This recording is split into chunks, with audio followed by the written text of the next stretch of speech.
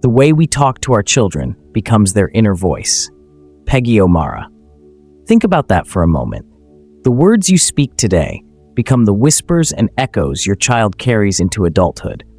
What if I told you that some of the most common phrases parents use, phrases you may have even said this week, are quietly tearing down your child's confidence? In this video, I'll reveal 10 everyday things parents say that break a child's confidence, and I'll give you powerful, proven alternatives to replace them with words that build strength, resilience, and self-belief. Stay tuned, because by the end, you'll never look at your words the same way again. 1. Why can't you be more like your brother's sister? The comparison trap. Imagine this. You're at the dinner table. Your daughter brings home a B on her math test. You sigh and say, "Your brother always gets A's. Why can't you be more like him?" To you, it feels like motivation, but to her, it feels like rejection. Research shows that siblings who are compared often develop rivalry, resentment, and a fragile self-esteem. Instead, focus on her journey. Say, "I see how hard you worked. Let's figure out together what the next step is to get even better." This way, you're affirming effort, not crushing her spirit. 2. You're so lazy. The label effect. Picture this. Your son is sprawled on the couch instead of cleaning his room.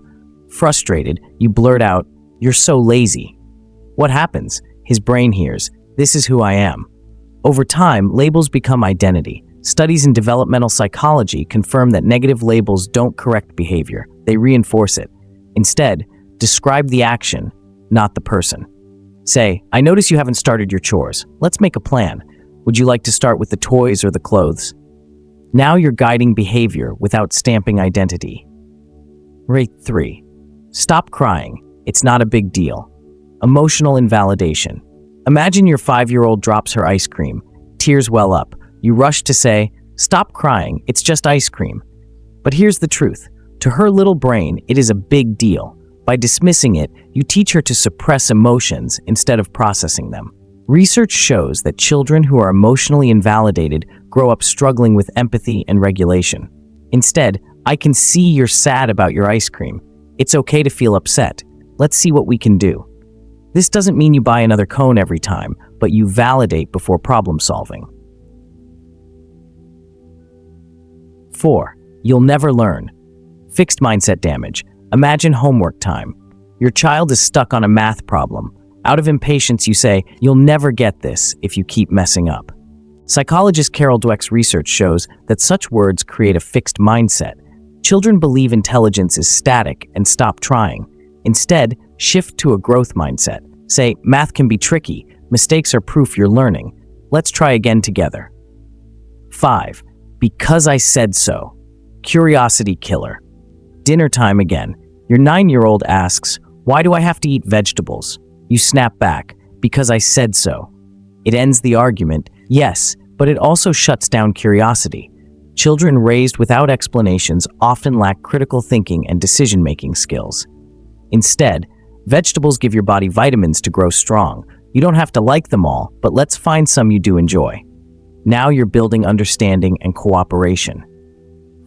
6. You're too sensitive. Dismissing personality. Your child cries after a cartoon character gets hurt. You laugh and say, "You're too sensitive." What you think is harmless teasing, the child hears as, "There's something wrong with me." Sensitivity is actually linked with higher empathy and creativity. Mocking it makes children hide their true selves. Instead, "You have such a big heart. It's beautiful that you feel deeply." This reframes sensitivity as a strength. 7. You're such a disappointment. Identity wound. Imagine your teen breaks a rule. Out of anger, you say, "You're a disappointment." This phrase doesn't target behavior, it attacks identity. The result? Children internalize shame and grow up with perfectionism or self-hate. Instead, "I didn't like the choice you made, but I believe you'll make a better one next time." Separate the behavior from the child's worth, always. 8. You're not good at that. Shutting down potential. At the soccer field, your child misses a goal. You mutter, "You're just not good at sports." What happens? They stop trying. Research shows that children's self-belief predicts future achievement more than raw talent. Instead, that was tough, but every athlete starts by missing. Want to practice together? Encouragement fuels perseverance. Number 9. Big boys, girls don't cry. Gendered harm. Your son scrapes his knee. He starts to cry. You say, "Come on, big boys don't cry." The message: boys must suppress emotions. Girls must stay strong. Both lose. Studies show that emotional suppression leads to anxiety, depression, and poor relationships later in life. It's okay to cry when you're hurt. Let's clean it up and I'll stay with you until you feel better. You're teaching courage, not weakness. 10. You'll never make it.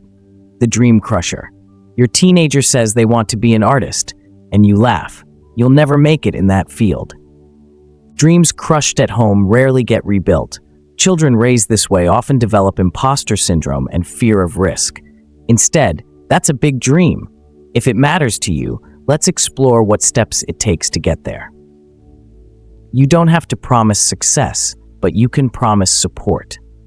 Parents, remember this. Every word you speak becomes the soundtrack of your child's inner world.